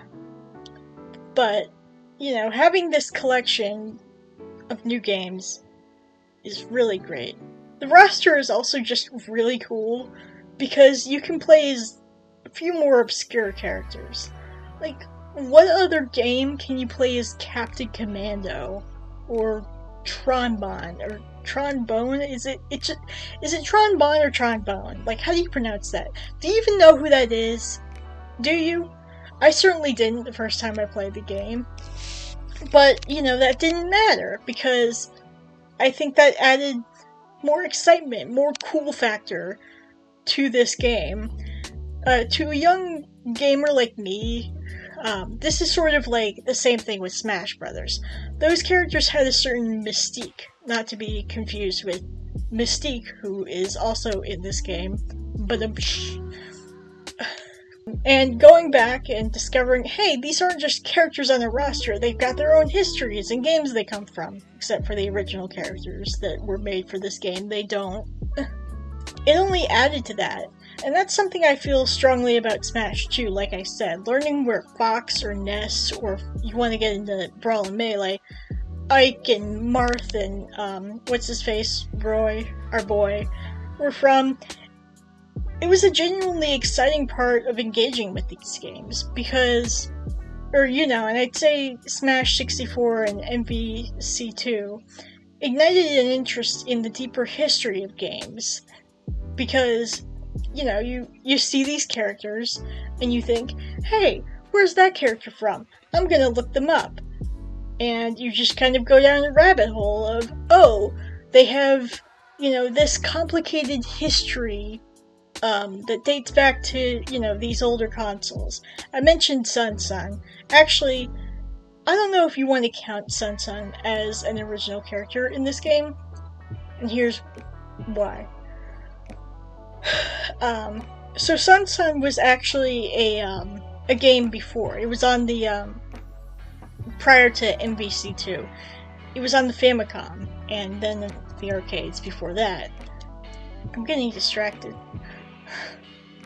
It was like a platform game. Now, I don't think that the characters, I don't think the Sun from the original game and the one from MVC2 are the same character. I think she's related to the protagonist of that original game, but she's not the protagonist of that original game. So it's kind of confusing. I would say she's kind of in that gray area of sort of being an original character, but also not, because she's already based on a character that already exists in another game. But that's the exciting part of this whole thing. I'm sorry for my tangent, but that's the exciting part, is like knowing this history, being able to look into these characters, and then that gets into broader history. Who is, Captain Commando, and how does he fit into the broader history of video games? Who is Ness, and why is Earthbound a significant game? Why is Fire Emblem significant? It's all these things, and I think that's really special. I was at a con recently, in the gaming room, and I saw a console hosting Marvel vs. Capcom 2. Big, actual arcade console. And it brought me right back to middle school again. I fucking suck ass at fighting games, so I'll probably never get good, but, my philosophy is to always have fun, and this is a fucking fun game. I also rarely get excited for new releases, for new game announcements nowadays, because most games that are announced nowadays are just not interesting to me. But when the newest Arcade Classics collection was announced last year, it was like being, a kid again. It was amazing. And before that, the last major game announcement, not counting indie games, was Sonic Mania. So before that, the last major game announcement, not including indie games, was Sonic Mania. I basically knew, from the first teaser trailer, I had to have this game, and if you know, you know. It was basically the game for me when buying a Switch. Mario Odyssey's great, and Breath of the Wild's iconic, but Sonic Mania was the system seller for me. I'm not even that, huge a Sonic fan. I don't know all the lore, I haven't played all the games. I've enjoyed the classic games, especially Sonic 2, and I've kind of dabbled in some of the modern stuff, like Colors or Adventure 2. I don't know if that's classic or modern or whatever. But I'm nowhere near as hardcore as some other people are. But Sonic Mania? This is a game dedicated to nostalgia. Basically sold on nostalgia, and it absolutely worked for me. I basically, consumed every single little piece of animation, every trailer, all of the news about Mania that I could, from the moment that I knew it existed, all the way up until I bought the game. And once I got it, I marathoned it and I beat it the same year, and I haven't picked it up since. And most of that is just having completed the game and moving on to other things. Part of it is also I've been wanting to pick up Mania Plus so I can replay it physically with the new characters and all that stuff. But new stuff always gets in the way. I'm always neglecting Sonic Mania. 2017 was such a great year, man. We had the Switch, we had Mario Odyssey. It was just perfect. And, on top of that, we have this great Sonic game that is kind of underrated in my opinion. I don't know. It was like this brand new console generation. It's this fresh new start. Something that I don't think is talked about a lot about older Sonic games was the sense of exploration, of branching paths. You were encouraged to explore each level because potentially that was where the bonus stages were. And the levels were huge, so you could endlessly replay them and still miss stuff. You could play an entire level and never get to the bonus stages. And that's something that Mania really brings back in spades. And I'm glad that somebody else kind of recognized that aspect and put it in this new game that is a celebration of Sonic. And don't even get me started on the music and graphics. T-Lopes can do no wrong. He brought so much life to these older tracks and these new tracks, which all bangers, no notes. A lot of people mentioned Studiopolis. That is a great track. I want to highlight the Stardust Speedway, which is so good. It's like one of those slow 80s ballads. It's like this slow, smooth, jazzy piece. It's just delicious, delectable. And the graphics, I mean, like, come on. Sonic in 2D has never looked better. This is like the peak. This is, I mean, unless Mania 2 comes out, fingers crossed, but the colors are more vibrant. The levels have more life to them. The animation on the enemies and, Sonic's little idle animations and all the love poured into the different characters and how they animate. Everything just looks amazing. I'm still holding out hope that we'll get another game in this style, and not just, like, in this art style, but, another kind of Mania-style 2D classic Sonic game. Maybe even bringing back the same thing, that would be awesome. Mania 2, perhaps? Maybe. I mean, on the one hand, you don't want to ruin a good thing with pointless, shitty sequels. And Sonic has had plenty of pointless, shitty sequels. But on the other, I mean, I wouldn't be complaining if Sega decided to call on Christian Whitehead and the rest of the Mania crew for another game. I think that would be awesome. Now, the first time I can ever remember feeling true, genuine excitement. I've talked about some of the games I've been most hyped for in this video so far, but the first time ever that happened was actually right around this channel started, 2011, 2012-ish. It was Pokemon Black and White. And technically that's 2 games, but I mean, like, everybody knows it's 1 game. Let's be honest. There is no difference between the 2 versions of Pokemon games. You cannot convince me there is.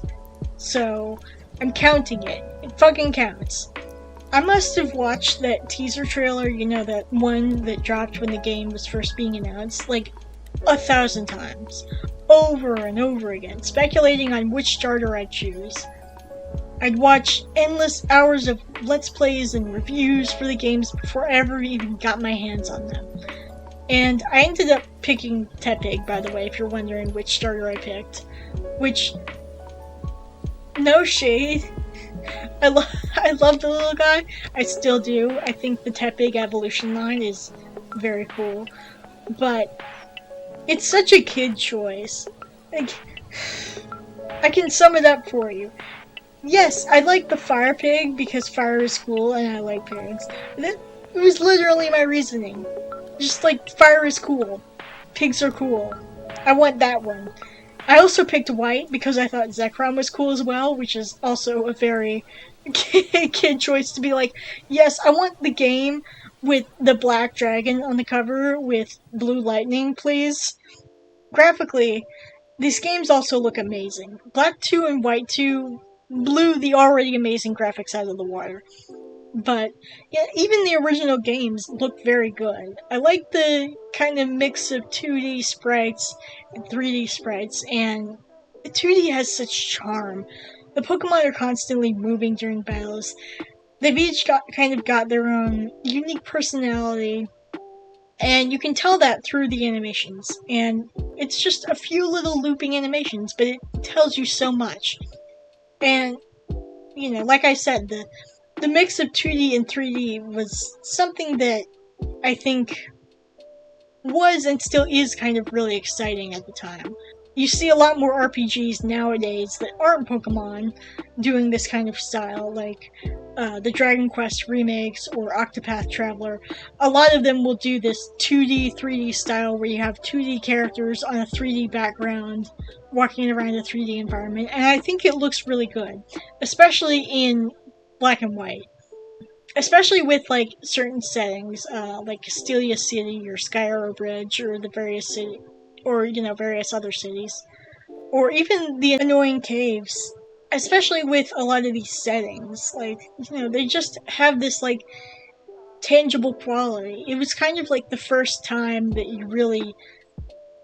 And it's hard for me to speak on this because this is my first game and I am very biased, but it was the first time, and I think it's the first time, and maybe the only time, that Pokemon has really felt tangible in a way that is hard to explain.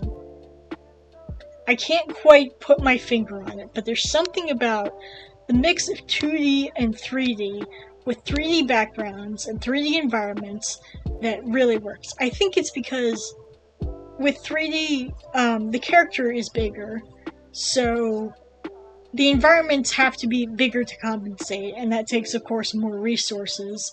Whereas 2D, you know, Pokemon games are very cheap to make, or they were very cheap to make. I mean, the cost of developing new Pokemon was difficult, but, you know, if you look at the games, they're very, very simple games, I guess.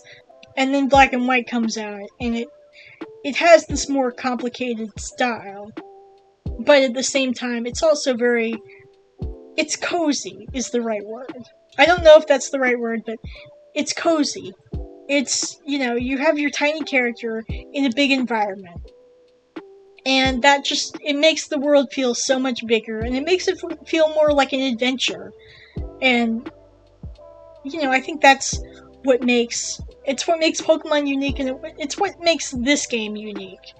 And there's so many moments that are just burned into my brain. Crossing Sky Arrow Bridge for the first time, visiting various cities. That part where you have to, you know, navigate through a sandstorm. Even those annoying caves that I hated. You know, it's just, like, so nostalgic.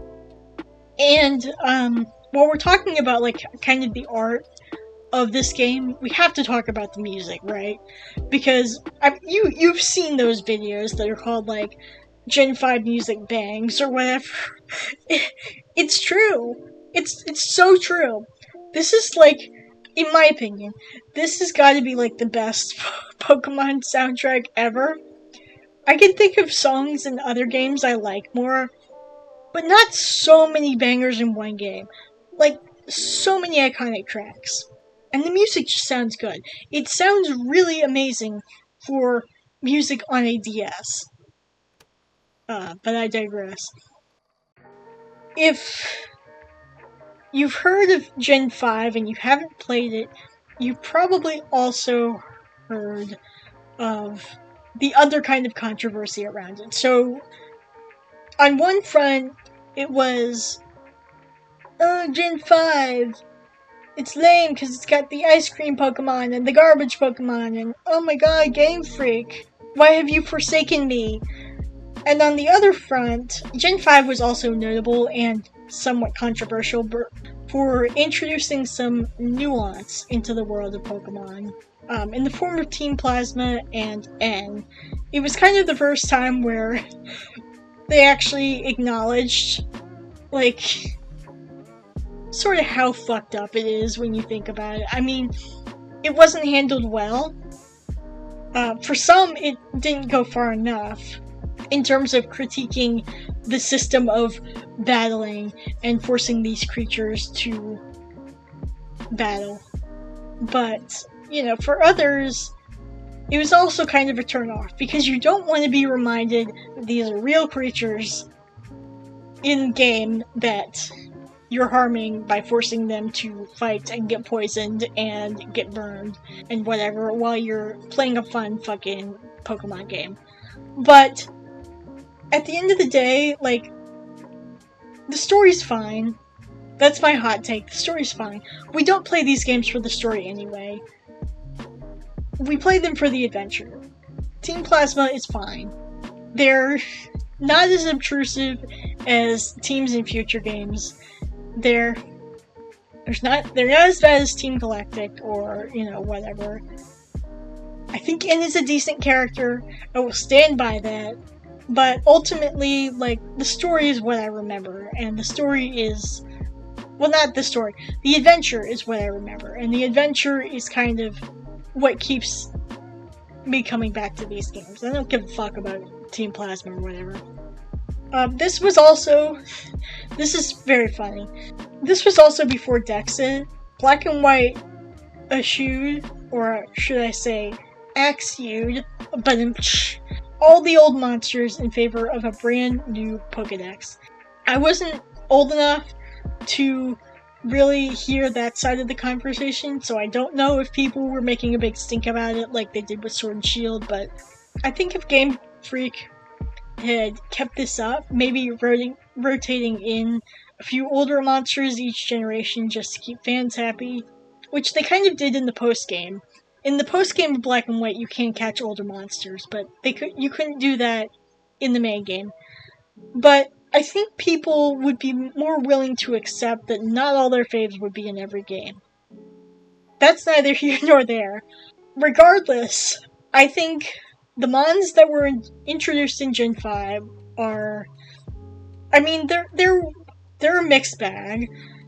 Every generation has their shitty monsters. A lot of my personal faves actually come from this generation. You know, Thra, Sock, the entire Tepig line, as I mentioned. Darumaka, Darumanchian, Excadrill, Emolga. And also, this is kind of the last generation where all the starters kind of felt truly cohesive. It felt like you could pick a starter and not have to worry about the final evolution looking like shit. Which is not true in the games that come after this. This is obviously, again, like a very personal thing. I do not like how a lot of the starters in games after this evolve. Except for Greninja. I like Greninja. But I think the designs got worse when it came to the starters. I think that you could definitely point to that as being like, okay, these are definitely bad. Like, these have actually gotten worse. I don't know about Pokemon designs in general, but if you just look at the starters, I think there's just not a lot of visual cohesion going on. What else? Oh, I know people are kind of split on the rivals, Sharon and Bianca. I freaking love them. They're not obtrusive like the newer rivals. They're not constantly up your ass bothering you, and they still actually challenge you. So it's not a total cakewalk fighting them, and, you know, you actually enjoy talking to them because they feel like friends. And just in general, the characters in Black and White are solid all the way around. The gym leaders engaging in the plot outside of battle means you get more attached to them, which I think is great. It makes them so much more memorable. I don't know why Game Freak never did that again. I mean, I think they kind of do. Do they? I don't know. I don't play a lot of the newer Pokemon games, so I don't remember, but I think not only are the gym leaders in Black and White good challenges, good bosses, but like I said, they they have a role in the story beyond just being an obstacle to overcome, and that makes them more enjoyable to see and engage with. Last thing I'll say, I can definitely see some of the game's flaws now. The more linear progression, the fumbling of themes, the sometimes pixelated, inconsistent art style. I mean, I think it mostly looks good. There's just some times where it kind of looks weird or like a bad JPEG off the internet. But overall, I think those are such minor problems that they don't take away from what Black and White is. And I think Black and White are still very solid games and have aged remarkably well in comparison to the games that would come after them. You know, their successors. X and Y, Sun and Moon, Sword and Shield, all of those have aged like milk. But I think Black and White, in most aspects, are still very good. And Black and White 2 I have not played, but I have heard those are very good too. But delving more into the Pokemon series, because I have a couple other games or sets of games I'd like to talk about. First, there's Heart Gold and Soul Silver, and Red and Blue. I'm gonna say, pound for pound, I think I put the most hours into Heart Gold of any Pokemon game. And, like, why not? It's a great remake of Gold. It's got updated graphics and Wi-Fi connectivity that doesn't exist anymore, but, you know, it's sad. And there's so much to do. It's a game that's packed with features. You beat the game, you can explore the entire Kanto region. You have the phone, what the hell is it called? The Pokegear, that allows you to still battle and make money even after you've beaten the game. There's also breeding, which I know existed before, and, you know, it's useful if you're like an EV trainer, but even if you're not, I don't give a fuck about EV training or grinding for shinies or whatever the fuck. I don't. But I've gotten a strange amount of enjoyment in the post-game out of breeding my starters. It almost feels like you're starting the game up again without resetting. I would also be remiss if I didn't mention the element of this game that everyone loves, the thing that makes this game such a fan favorite, which is following Pokemon. And I know, like, other games since, like Let's Go, have kind of tried to bring the feature back, but it's not the same. It's not the same. The Pokemon didn't scale properly. You have Pokemon that are supposed to be huge, and they're not, and it looks weird. But in Heart Gold, they do.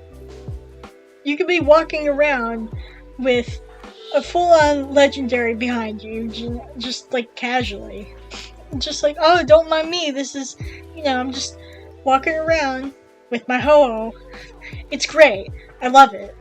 And being able to talk to your Pokemon, too, is really underrated. That's something I don't really hear a lot about, because even if they have nothing to say, which a lot of the times they don't, a lot of, you know, stuff gets repeated, but even if they don't, it makes you feel, truly, for the first time in the series, that you're connected to your Pokemon. That you're actually their partners. And I think that's so cool, because that's always been kind of the point, is, you know, oh, you fight with these monsters, but you also love them. They're your buddies, whatever. So, being able to go on this adventure, being able to have your little buddy follow you from behind, especially when it's like your starter or something, and you're seeing them evolve in real time, and, you know, they start out following you as this little guy, and then by the end, they're this, you know, big hulking monster. It's very, it warms my heart. And it's those little things that make Heart Gold so special. Heart Gold, Soul Silver. I always played Heart Gold. Red and Blue, though, are an entirely different beast. Definitely, like, some of the proudest pieces in my collection. I have a history with these games, so bear with me. I played through Blue, I think, on the 3DS, back when you could still get games on the eShop, and, you know, they re-released all 3 original Pokemon games, I believe. I don't remember if they released Crystal or Gold or Silver, but I do know they re-released Red, Blue, and Yellow, so I got Blue. And I had Red for a while before I lost it, and then I had to buy it back again. I don't know what happened. I don't know what happened to my original copy, but so I've had a lot of teams. I played a lot of games. I remember I was at a convention a while back, and I bought Blue because they didn't have Red. And then, of course, like I said, I had lost Red before, and then I bought it back later. So now I have both. So now I can just trade with myself, which is nice. But anyway, I digress. These games are so charming. I don't say that as a backhanded compliment, because if you played these games, I feel like you might think that's a backhanded compliment, but I mean it sincerely. When Pokemania hit, it was in this pre-internet time, when the internet was kind of around, but it wasn't like around. You know, you had all these mysteries. You didn't have like Cerebi or wikis or walkthroughs. Is Cerebi even still around? To kind of guide you, you just kind of had to go around blindly and figure it out. The games were held together with duct tape and, you know, dreams or whatever the fuck. They were barely able to fit on a Game Boy cartridge. You know, the 150 Pokemon, 151 technically, if you want to count Mew, like, broke the game, basically. You had so many glitches, but they weren't, like, game-breaking like Scarlet and Violet. They weren't annoying, they were charming. They were like these cool little mysteries. Like, even as someone who didn't grow up in that era, like, listening to my friend talk about Missing Now, or how the Mew glitch worked, or... It was amazing. It was fascinating. And then there were kind of these darker elements. Creepypastas, Lavender Town, Buried Alive, White Hand, Creepy Black, which I do actually own a copy of now. Even if they weren't all real, it was so much fun to believe. And it was so much fun to be like, oh my god, the White Hand, and Lavender Town actually has since become one of my favorite locations in Pokemon to return to. It's funny because, you know, now I kind of find that song relaxing. It's not really creepy anymore. It's just sort of, aww. It's always a location I look forward to coming back to on my playthroughs, and one that I spend a lot of time in. And I only have a tiny little bit of desire to kill myself. Only a tiny bit.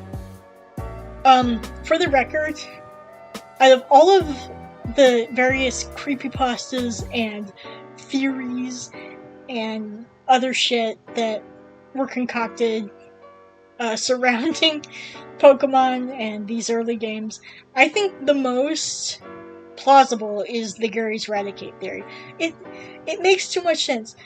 I'm sure it wasn't intended, but it just makes too much sense to not be true.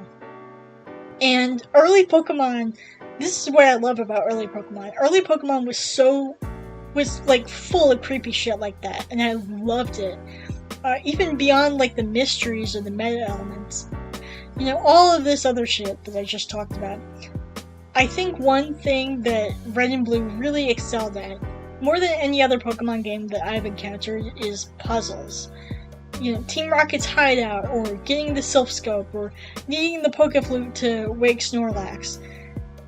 I think what makes Gen 1 really great is that it wasn't just about battling, it was about challenges, it was about dungeons.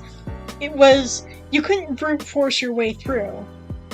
There were these really annoying caves that you had to get through, and some, I forget what it's called, but there's one cave, I think it connects Cerulean City to Pewter City, I think. But it's the one where you need Flash. And if you don't have Flash, which a lot of the times in my playthroughs I don't, it's a pain in the ass, because you're in the dark and you don't know where you're going, and you're getting jumped by bats and occasionally trainers, and it's but I think that's part of the fun. I mean, that part isn't fun, but I think that's what makes these games so compelling, is you have these little stories about, oh, this dungeon was a huge fucking pain in the ass. Oh, I hated that cave. And then I had to backtrack from Saffron City to go back to wake up the Snorlax so I could progress through the game. Stuff like that. It's so good. You couldn't just brute force your way through, you had to actually think.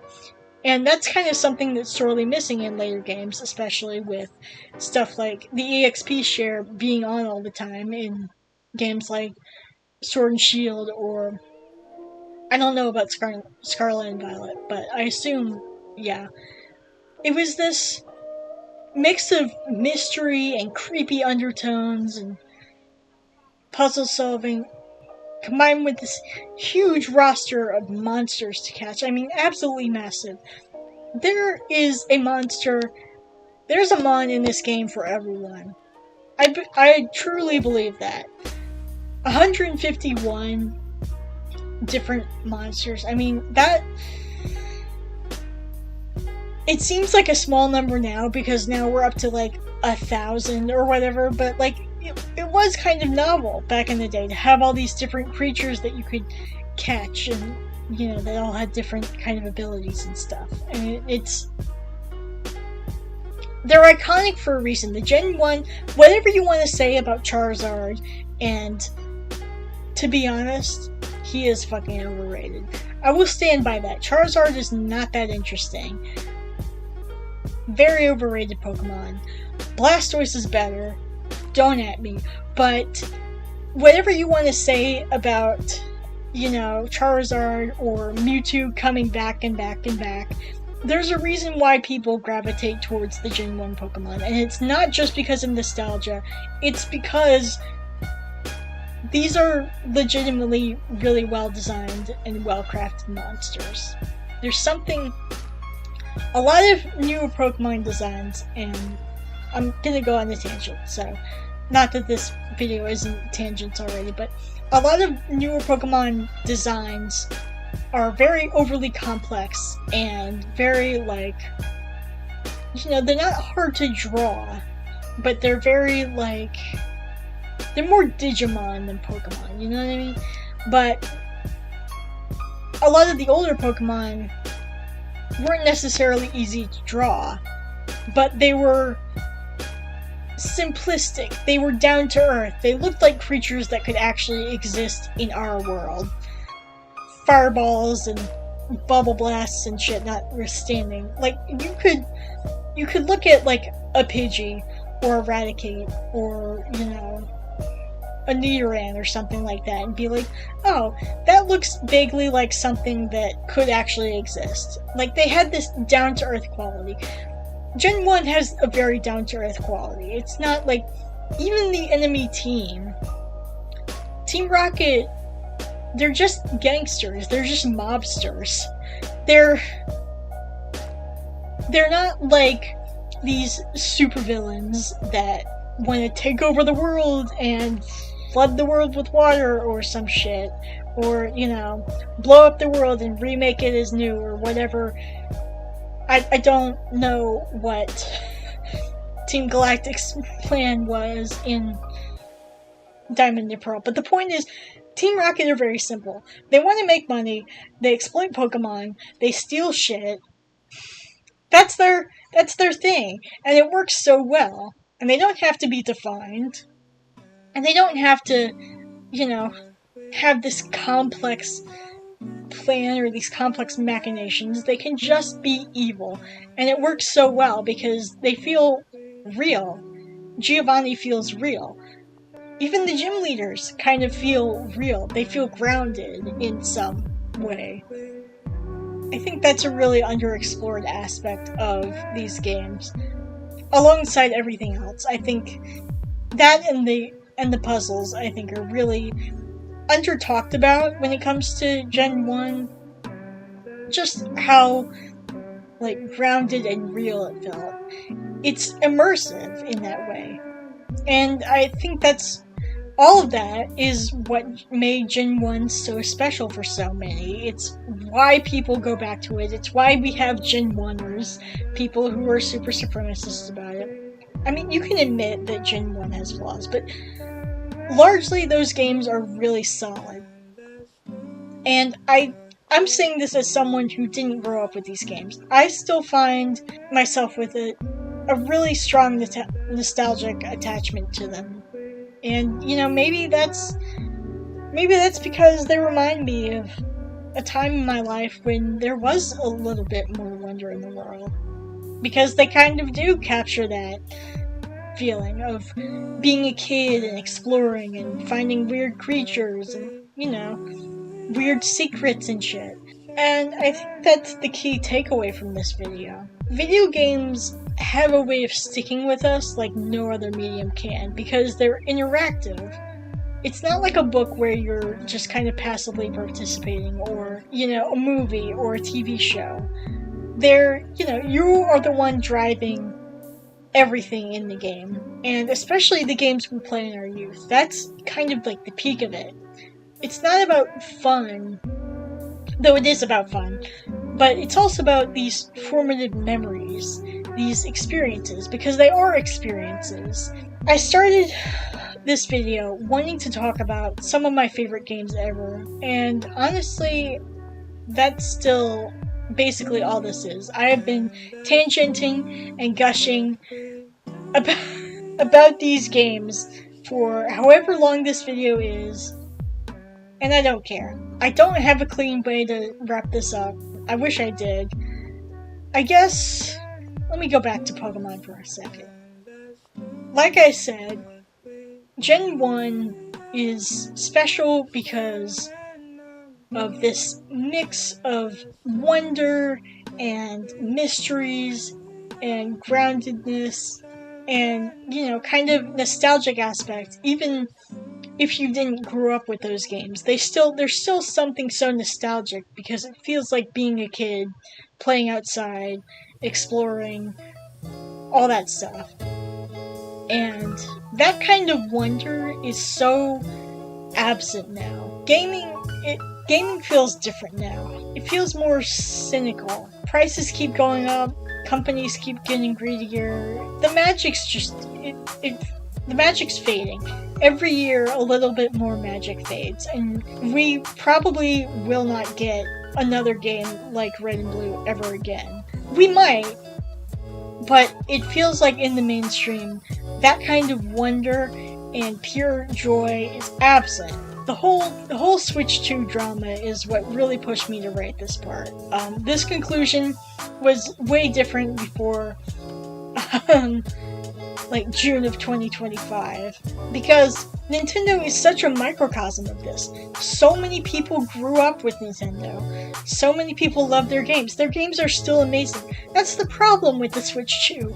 Nintendo makes really fucking good games, and it hurts when they fall into the same bullshit as everyone else. And I don't want to end this on a sour note. I don't want this to be a negative video, because at the end of the day, this is about celebrating gaming. It's not about tearing down games or talking about how shitty modern games are. I'm sure I'll do that in another video. I'm here right now talking about this with you because I love games, but I think we're we're watching the end of an era. Maybe there'll be another crash. Maybe regular players will just get priced out. I don't know. I think if there's another crash, honestly, that would be great. I think it's kind of what the industry needs, and I know that's harsh. I know that's not what anyone wants to hear. Nobody wants to hear that there's going to be another video game crash, but if we're being honest with ourselves, it's probably the best thing that could happen to gaming right now. All I know is this. I don't want to dwell on the future, because the future is depressing, and I have too many games to play from the past. So, I'll leave you with this.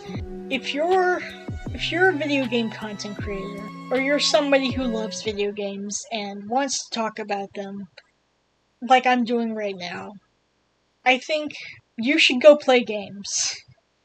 Instead of following this news and being absorbed into this negative pit of microtransactions and $80 Switch 2 games and, graphics and console wars and bullshit, just go play some fucking games.